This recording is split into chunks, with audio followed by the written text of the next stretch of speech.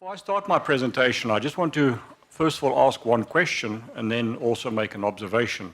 And I think deeper into my presentation, these issues. So my question is, the CITES ban was introduced 40 years ago. Thus, how many rhinos' lives have been saved under the CITES ban? And similarly, how many rhinos' lives were saved under the moratorium? The observation that I want to make is that none of us went into rhino conservation because at a time in the future we intended to get into rhino horn trade.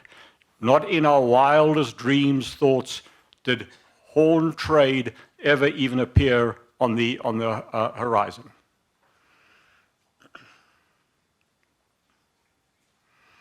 My presentation is going to cover three areas because I need to basically set the scene. The role of private reserves in conservation in South Africa, the impact of the poaching on our reserves, and therefore the need to trade.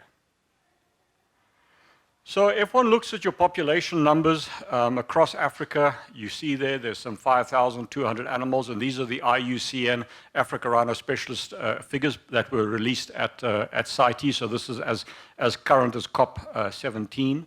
Of which South Africa has some 1,800 odd animals, white rhino some 20,000. So in total, South Africa holds 80% of Africa's rhino population.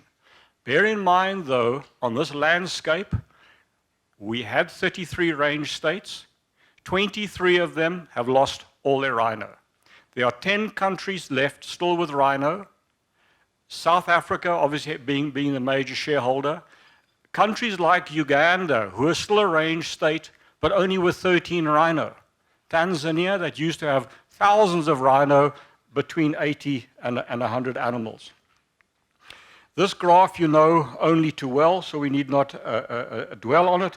But what I do want to say is to reiterate what you've heard earlier, is that whilst the figures may be stabilizing on the graph, the incursion figures are up between 17 and 30% depending on where you are at the country at any one given time. So it's not that the poachers are backing off. The poachers are trying 17 to 30% harder than what they were this time last year to kill our rhino. So is what we are doing working? All we are doing is we're holding them at bay to a certain degree. So what is the role of private reserves in rhino conservation? Well, we own some 6,800 rhinos, some 33% of the national population, which is more than the rest of Africa combined, which is some 5,200 animals. We were about 400 reserves, exceeding 2 million hectare. In other words, all of our reserves together, greater than or approximately the same size as Kruger National Park. That sadly has shrunk. So we've seen a consolidation, but we've also seen a loss of range. And we've also seen a significant increase in the number of actual incidents and also more alarming, the actual threat to human lives.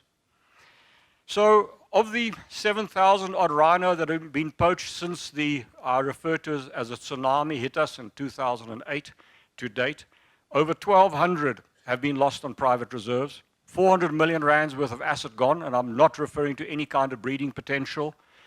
But if one looked at the value of those animals lost, what was their commercial value if those horns had been sold instead of them being killed? It's well 4.9 billion rand. Further on in my presentation, I'm only talking private reserves. Further on in my presentation, I'm going to go into much more detail in terms of so what is all of this costing us? So security varies, and I was actually surprised to hear, if I may say, how low the security costs are in KZN. John Hume alone spends 36 million rands a year to protect his herd of 1,500 odd rhino. So what I'm telling you, this is based on surveys and data. This is not an opinion piece. So we, the private reserves, are spending about 400 million rands a year protecting our animals, and it must be underscored, with zero government assistance or incentives. We also asked our members, so what do you guys think about trade, sustainable utilization, etc.? And the figures are in front of you. 70% of our members, and by the way, of the 330 reserves, 297 of them are members of PROA. So the vast majority, over 90% of rhino owners support sustainable utilization, 85% support legal trade, 10%, and this was the survey done independently by the RMG, funded by DEA, 10% undecided and 5% anti-trade. That was in 2015. I believe the landscape has changed now, and those figures, you will have a higher percentage of individuals who are saying we need to trade. The lower part of that slide indicates to you the uncertainty of the market of people who are considering selling, and so it carries on. So we too are on a cliff edge. We've lost 400 million rands plus our devaluation. If you cumulatively take our security costs from 2009 to date, we're 1.9 billion rand out of pocket. But yet we get described by certain animal rights activists as being greedy, and so it carries on. What absolute rubbish. The private sector are the most dedicated, committed conservationists towards rhino that you could ever be privileged to work with. So we 2.3 billion rand out of pocket. There's no greed here. Absolute generosity. We have lost 200,000 hectares of land. And why? It had to do with the impact of the poaching, the uncertainty, the wishy-washy messages that we were getting out of CITES. It was always, yes, but we need more surveys, we need more research. But we've been discussing that since 1999. But yet rhinos drop on an annual basis. Over 100,000 rhino have died under the CITES ban, as well as the problems that we as landowners suffered under the DEA moratorium that we ultimately had to get rid of via the Constitutional Court. So law enforcement and impact on private reserves is substantive. We are taking a lot of our money and we're putting it into security. It affects our profitability.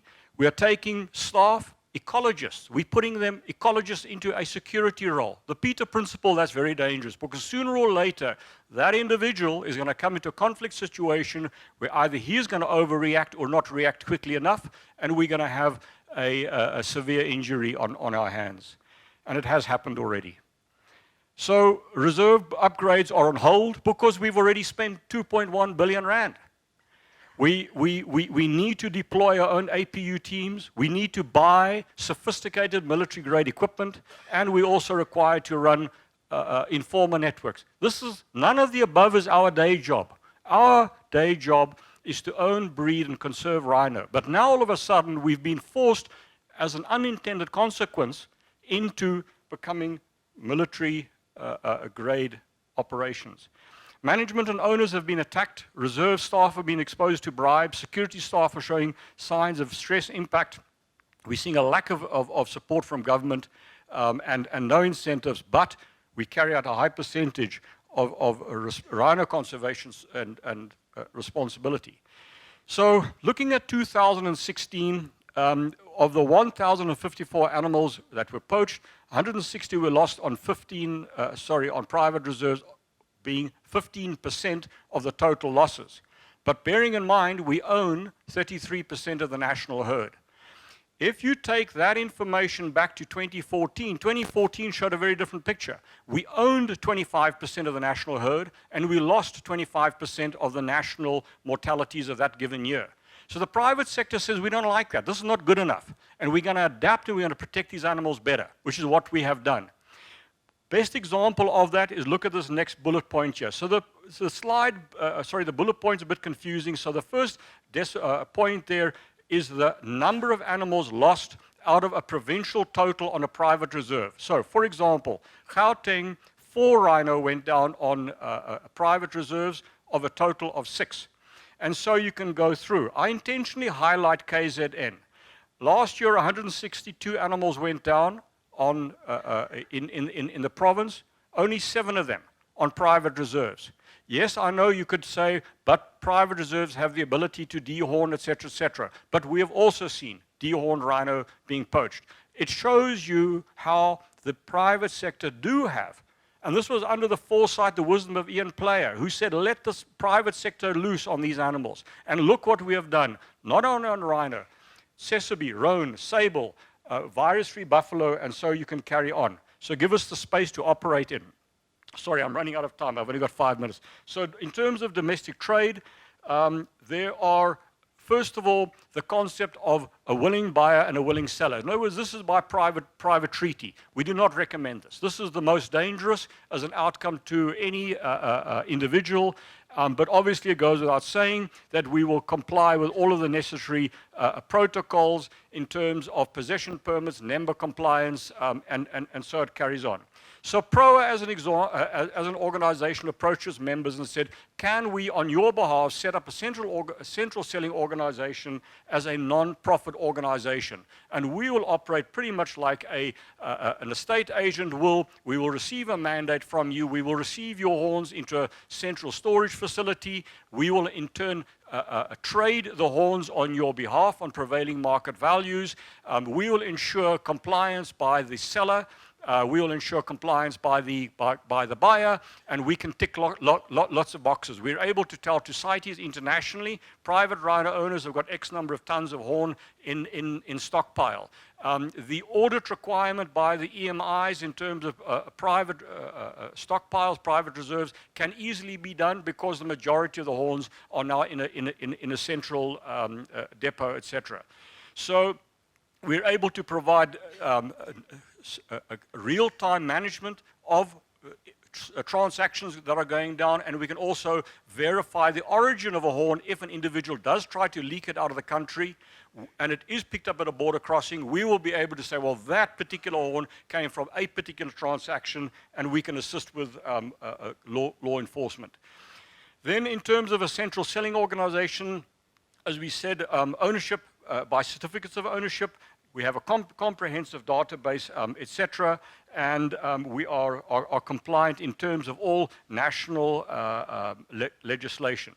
I'm going to skip quickly over these slides here, but these are aspects pertaining to trade on the futures market or derivatives. This is something that we're looking at, whereby you're able to trade offshore of a frozen quantity of horn, it's an alternative form of trade which we are still looking at and working on. I'm not going to talk to this slide because it's already been discussed by Magdal. Gazette Notice 74 did create some confusion in the marketplace, but Magdal has adequately referred to it. So in conclusion, what we're describing here is sale revenue that is required to fund conservation and mitigate our security costs. All of us are sitting in the same situation whereby we know we have liabilities, security liabilities, but we always have funding uncertainty. And we do not want to be yet another African begging bowl whereby we always are looking for donor funding to tell us how to look after our animals.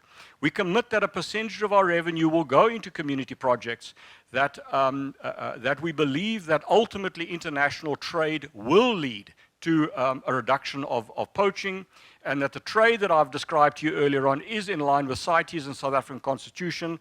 That also it is our intention to achieve a unified SADC and range state position. This exact module has been circulated to the Namibians, the Swazis, and so it carries on, that they can do similar operations in their own countries. And the objective being a regulated, CITES-approved international trade in rhino horn. So we believe rhino conservation will only be assured when its value as a living animal is greater than when it is dead. We need to urgently review the failed 40-year CITES trade ban, and that with legal trade, rhino will become the most protected and most valuable animal in Africa. And we need to look to ways and means to stimulate investment back in rhino. Thank you.